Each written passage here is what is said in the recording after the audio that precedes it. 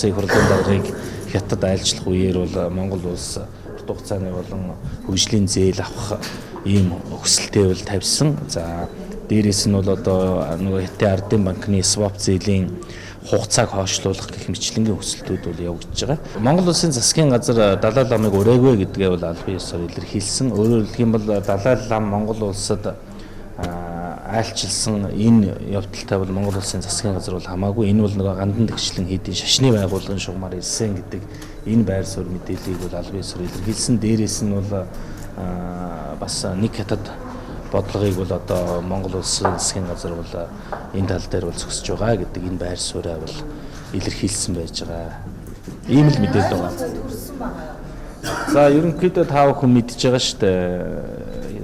Далай ламын айлчлаас болоод бас хоёр орны хооронд нэлээдгүй асуудал бас үүссэн. Нэлээ хэдэн удаагийн мэдээлэл гарсан.